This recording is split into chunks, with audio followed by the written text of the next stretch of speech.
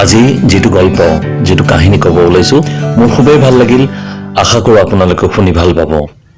এখন গাঁৱৰ কথা এই গাঁৱত দুজন ল'ৰা আছিল বৰ বন্ধু এজন 6 বছৰীয়া আৰু এজন 10 বছৰীয়া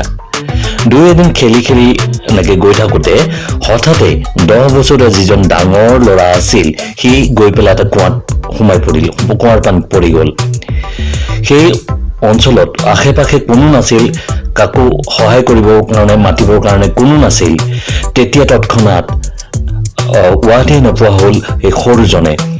কিন্তু হঠাতে দেখিলে এটা কুঁৱাৰ বাল্টিং ৰছী লগা বাল্টিং এটা কুঁৱাৰ কাষতে আছে ওলমাই আছে অকণো সময় নষ্ট নকৰি তাড়াতাড়িকৈ কুঁৱাৰ বাল্টিংটো কুঁৱাৰ ভিতৰত পেলাই দিলে এই 6 বছৰীয়া ল'ৰাজনে আৰু সেই বাল্টিংটোৰ সহায় কৰি লৈ এই 10 বছৰীয়া ল'ৰাজনে ওপৰলৈ উঠি অহাৰ চেষ্টা কৰিলে পানীসহ ওপৰলৈ যেতিয়া উঠি আহিল বহুবাৰ নামি যায় আকৌ চেষ্টা কৰে আকৌ নামি যায় এনেদৰে বহুবাৰ চেষ্টা কৰাৰ পাছত এই কণমানি 6 বছৰীয়া ল'ৰাটোৱে অৱশেষত 10 বছৰীয়া ল'ৰাটোক কুঁৱাৰ ওপৰলৈ উঠাই আনিলে উঠি আহিয়ে দুইজনক হাবত মাৰি ধৰি কান্দিবলৈ ধৰিলে কিবাকে যে প্ৰাণটো বাচিল কিন্তু তাৰ পাছত তৎমুহূৰ্তত সিহঁতে এটা কথা চিন্তা কৰিলে প্ৰাণবাৰ বাচিলেই কিন্তু আমি ঘৰত গৈ পেলাই গাঁৱত গৈ পেলাই যদি এই কথাবিলাক কওঁ তেন্তে আজিতো আমাৰ নিষ্ঠাৰ নাই আমাৰ পিঠি বখলাই পেলাব আমাৰ পিতৃ মাতৃয়ে ভয়ে ভয়ে তেওঁলোকে গাঁৱলৈ গ'ল ঘৰলৈ গ'ল কথাখিনি সকলোকে ক'লে কিন্তু সিহঁতে ভবাৰ দৰে একোৱেই নহ'ল গাঁৱত কোনেও একো নক'লে প্ৰত্যেকে ভাবিলে এই সৰু ল'ৰাটোই ইমান ডাঙৰ বাল্টিং সহ পানী সহ 10 বছৰীয়া ল'ৰাটোক উঠাব পাৰিব জানো এইটো সম্ভৱ নহয় কিন্তু সেইখন গাঁৱৰে এজন ব্যক্তি আছিল যাক সকলো মান্যতা দিছিল গাঁৱৰ প্ৰত্যেকেই তেওঁৰ কথা মানিছিল কাৰণ তেওঁ কেতিয়াও মিছা কথা কোৱা নাছিল যি কৈছিল সত্যৰ ওপৰত প্ৰতিষ্ঠিত আছিল সকলোৱে তেওঁক মানি চলিছিল তেওঁ কিন্তু বিশ্বাস কৰিছিল এই 6 বছৰীয়া ল'ৰাজনৰ কথাত অৰ্থাৎ এই 6 বছৰীয়া ল'ৰাজনে কুঁৱাত পৰি যোৱা 10 বছৰীয়া ল'ৰাজনক বাল্টিঙেৰে পানী সহ কুঁৱাৰ ওপৰলৈ উঠাই আনিছিল তেওঁ কৈছিল হয় সি ঠিকেই কৈছে গাঁৱৰ মানুহে চিন্তা কৰিলে তাৰ নামটো ক'ব পাহৰিছিলেই এই ব্যক্তিজনৰ নাম আছিল ৰহিম চাচা গাঁৱৰ মানুহে ভাবিলে ৰহিম চাচাইতো মিছা কথা নকয় আৰু এনেই নকয় গতিকে তেওঁ কৈছে যেতিয়া নিশ্চয় এই কথাত কিবা নিশ্চয় সত্যতা আছে গতিকে